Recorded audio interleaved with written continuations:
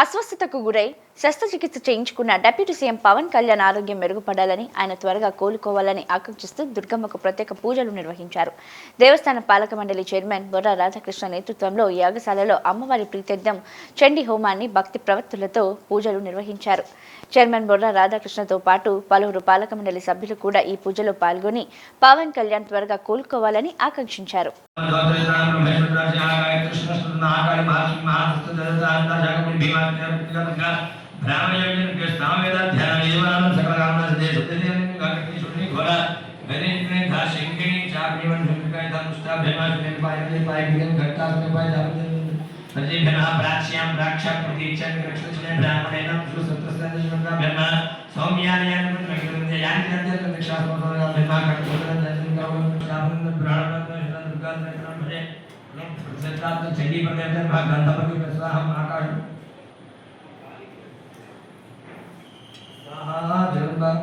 శ్రీమాత్రే పరమ పవిత్రమైన ఈ యాగశాలలో ఈ పరాభవనామ సంవత్సరంలో ఉత్తరాయణం వసంత ఋతువు వైశాఖ మాసంలో చతుర్థి అంటే 4వ రోజు చవితి రోజున సూర్యోదయం ఉండగా ఇప్పుడు పంచమి సమయంలో మనం ఉన్నాం.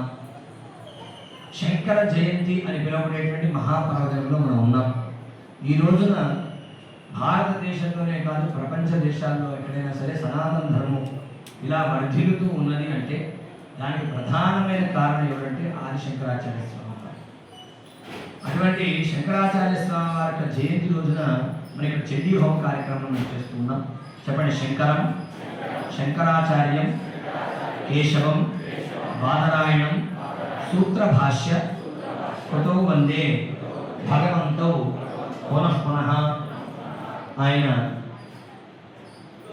ఎన్నో అనేక అభిప్రాయాలు అవన్నీ ఉన్నప్పుడు వాటన్నిటినీ ఖండించి అందరినీ ఏకతాటికి తీసుకొచ్చి భారతదేశంలో పంచమి పంచభూతేజి పంచసంఖ్యోపచారిణి పంచప్రేత సనాసీన పంచబ్రహ్మస్వరూపిణి అమ్మవారి నామంలో పంచమి ఒక నామం కూడా అమ్మవారి ఉన్నది. అటువంటి పంచమి తిథి అమ్మకి అత్యంత ప్రీతినటువంటిది. అటువంటి పంచమి తిథిలో అమ్మవారి యొక్క జన్మ నక్షత్రం మృగశిర నక్షత్రంలో అమ్మకి ప్రీతిన మంగళవారం నాడు శంకర జయంతి పర్వదినంలో అమ్మవారికి మేము చండీ హోమాన్ని చేస్తూ ఉన్నాం.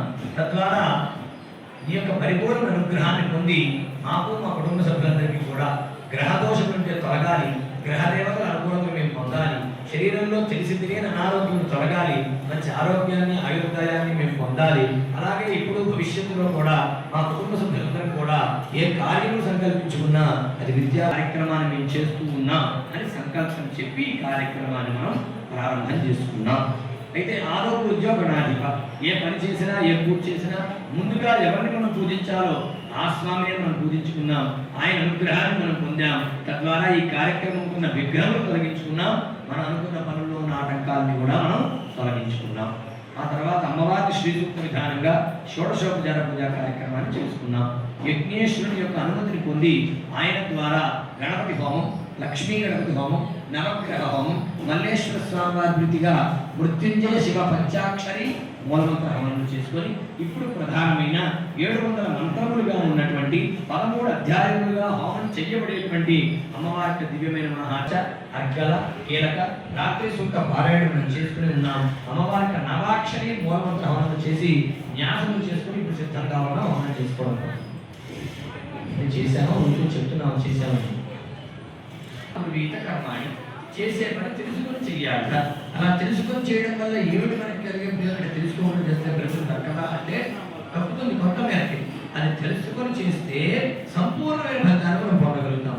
ఏ విధంగా మనం పొందగలుగుతాం తెలుసుకోవడం వల్ల అంటే ఇంత గొప్పదైన క్షేత్రమా, గొప్పదైన సమయమా, గొప్పదైన మహాత్మ్యమా, గొప్ప తల్లి గొప్ప ఉపాసన, తద్వారా వచ్చే ప్రతి కూడా గొప్పదే అయితే. కాబట్టి నేను కూడా శ్రద్ధాశక్తిని గొప్పగా ఇక్కడ నిలపాలి అనే విషయం మనకి అర్థం అవడం వల్ల ఆ శ్రద్ధాశక్తిని మనం పరిపూర్ణంగా ఇక్కడ నిలపడం వల్ల అమర గ్రహాన్ని మనం పొందగలుగుతాం సంపూర్ణంగా.